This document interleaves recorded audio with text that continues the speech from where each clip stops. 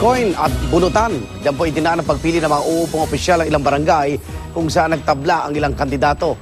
Sa Capiz naman, pinatay umano ang nanalong kapitan ng kanyang sariling kapatid. Nakasalukuyang barangay chairman. Saksi si Rafi Tima. Malamig na bangkay na ang bagong hala na chairman ng Barangay Manapao sa Pontevedra Capiz na si Ramon Arcenas. Binaril siya at dalawa pa niyang kapatid ng isa pa nilang kapatid, ang outgoing chairman na si Manuel Arcenas. Hinahanap pa siya ng pulisya. Posibleng di raw matanggap ng suspect na ang kapatid ang nanalo at hindi ang anak niyang kalaban ng biktima sa eleksyon. Pero iniimbestigahan din kung may kinalaman sa agawan sa ari-arian ng krimen.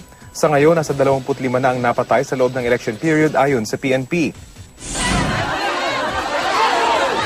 Sa Mandaluyong naman, ang mga taga-suporta ng natalong Barangay Highway Hills chairman candidate na si Severo Servillon hinara ang mga gurong magte-turnover ng ballot boxes at election return sa COMELEC.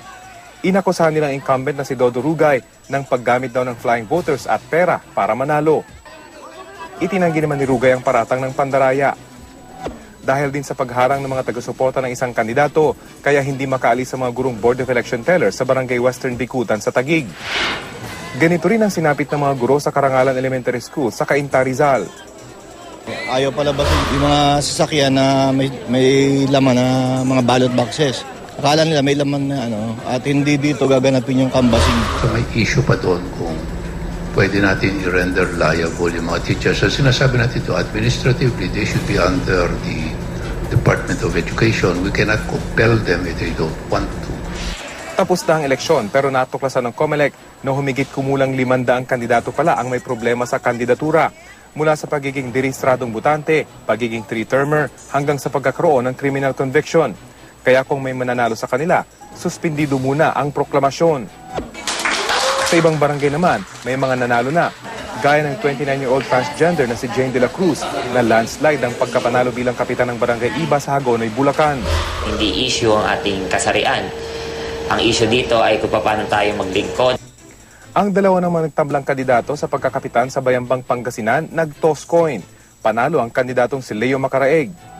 Nag-draw lots naman o bunutan sa isang barangay sa Mobo, Masbate para deklarang panalo sa pagka-chairman si Bobby Zarzuelo at si Erlinda Bulon naman sa pagkakagawad. Nagbunutan din sa barangay Kadunan sa Mabini, Compostela Valley para desisyonan kung sino ang upo sa nagtabla para sa ikapitong pwesto sa pagkakagawad.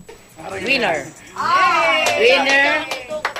Ang draw lots at toss coin parehong pinapayagan ng Omnibus Election Code sa mga kasong may nagtabla sa resulta ng botohan.